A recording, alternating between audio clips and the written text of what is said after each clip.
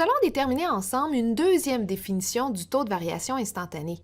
Alors, première chose, la première définition du TVI d'une fonction y est égale à f de x en x égale à a, elle est donnée par la pente de la droite tangente au point P à f de a. Et pour calculer ce TVI ou cette pente de tangente-là, il faut faire la limite suivante. Alors, la limite, lorsque les valeurs de x tendent vers a, de f de x moins f de a sur x moins a. L'expression f de x moins f de a sur x moins a, c'est en fait la variation de y sur la variation de x. Alors, comment on pourrait établir une définition équivalente à cette limite-là? Eh bien, on va observer ensemble qu'est-ce que ça fait à notre variation en x lorsque les valeurs de x tendent vers a. Je m'explique. Si on représente dans le graphique cette variation en x-là, on voit que c'est égal à cette différence que je viens de tracer. Donc, delta x est égal à la différence en x entre q et p. Si les valeurs de x tendent vers a, donc prennent des valeurs de plus en plus proches de a, eh bien, ce delta x-là, c'est-à-dire la variation en x, eh bien, va prendre des valeurs toujours de plus en plus petites et donc tend vers 0. C'est de là qu'elle part notre deuxième définition. Ce qu'on va faire, c'est qu'on va poser une variable égale à cette variation de x-là. Donc, on pose h, la variable, égale à delta x, c'est-à-dire à x moins a.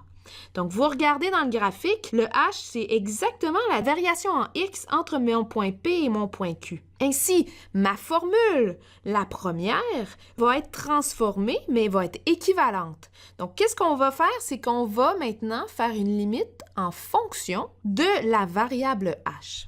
Alors, première chose, il faut exprimer notre limite en fonction de cette variable-là. Donc, si les valeurs de x tendent vers a, la valeur de h va tendre vers 0, c'est-à-dire delta x tend vers 0. Ensuite, le dénominateur, bien sûr, c'était x moins a, c'est-à-dire notre nouvelle variable h. Donc, au dénominateur, on va réécrire h au lieu de x moins a. Le numérateur maintenant. Première chose, vous remarquez que ici, la valeur de x, c'est-à-dire la valeur de x de mon point Q qui est sur la courbe, on peut l'exprimer comme x égale à a plus h.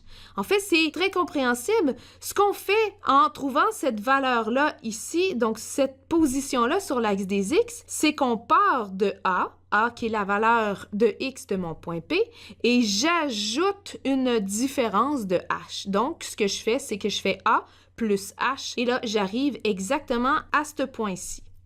Donc, le x de mon point Q, c'est maintenant a plus h. Ce qui veut dire que dans ma première formule, f de x, qui est la valeur de y de mon point Q, eh bien, je peux l'exprimer comme f de a plus h. Et bien sûr, il faut soustraire f de a, alors on obtient au final la variation de y et maintenant f de a plus h moins f de a. Alors maintenant, on est prêt à aller faire un exemple avec cette nouvelle formule. Dans cet exemple, on va calculer le taux de variation instantanée de la fonction rationnelle 1 sur x moins 2 lorsque x égale à 3. Alors, rappelons la formule qu'on veut utiliser pour calculer ce TVI.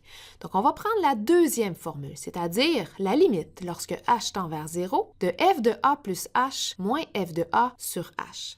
Alors, ce qu'on veut, c'est remplacer l'expression dans notre limite. Il y a 3 éléments importants ici à remplacer. Première chose, on doit connaître la valeur de a selon l'énoncé de notre problème. Donc, la valeur de a, c'est où on calcule la taux de variation instantanée. Donc, ici, la valeur de a est égale à 3. Ce qui veut dire que f de a, qui va être égal à f de 3, c'est l'image de la fonction pour a égale à 3. Et donc, ça va être égal à 1 sur 3 moins 2. On a remplacé x par 3. Alors, si on simplifie, c'est égal à 1. Et le dernier, c'est f de a plus h. Donc, si on sait que la valeur de a est égale à 3, ce qu'on veut calculer, c'est l'expression pour f de 3 plus h. Ce qui veut dire que dans notre fonction, qui est la fonction rationnelle 1 sur x moins 2, la valeur de x doit être égale à 3 plus h et on cherche la valeur de y pour cette valeur-là. Alors, ce qu'on doit faire, c'est remplacer notre x par l'expression 3 plus h comme une fonction composée et on va soustraire 2 de cette expression-là. Alors, en simplifiant, on va obtenir 1 sur 3 moins 2, c'est égal à 1, alors 1 sur h plus 1, c'est l'expression de f de 3 plus h. On est prêt maintenant à évaluer notre limite. En premier lieu, ce qu'on va faire pour calculer notre TVI, c'est de réécrire notre formule, donc notre définition, limite quand h tend vers 0 de f de a plus h moins f de a sur h. Alors, les éléments importants qu'on est allé chercher précédemment sont juste en haut. On peut les remplacer dans notre limite. Alors, f de a plus h ici est égal à f de 3 plus h va être égal à 1 sur h plus 1. Ensuite, f de a qui est égal à f de 3 est égal à 1 et tout ça sur h.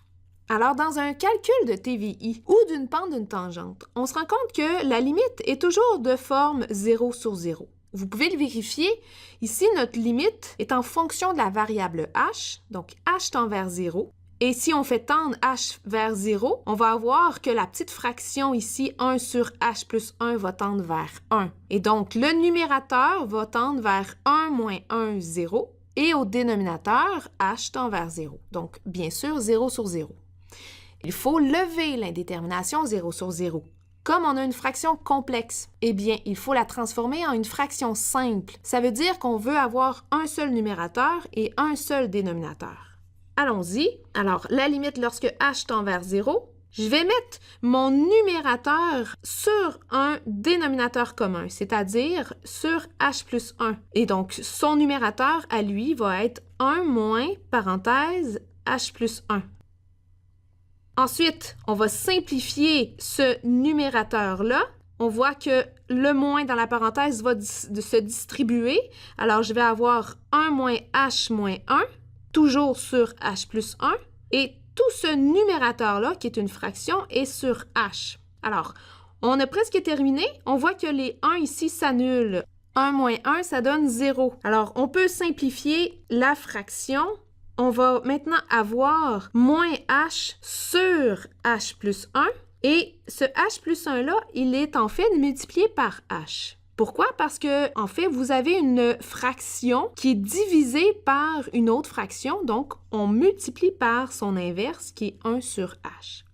On peut maintenant simplifier les h. Alors, on vient de lever ainsi l'indétermination avec cette simplification-là. On va maintenant avoir la limite lorsque h tend vers 0 de moins 1 sur h plus 1.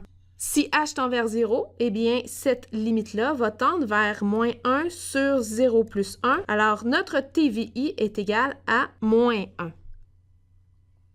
Cette capsule vous a amené à voir une deuxième définition du taux de variation instantanée, une définition équivalente à celle de la limite lorsque x tend vers a de f de x moins f de a sur x moins a. N'oubliez pas que le taux de variation instantanée est aussi le calcul d'une pente d'une tangente. Alors, votre deuxième définition peut aussi être utilisée lorsque vous cherchez la pente d'une droite tangente. Alors, je vous remercie. À la prochaine.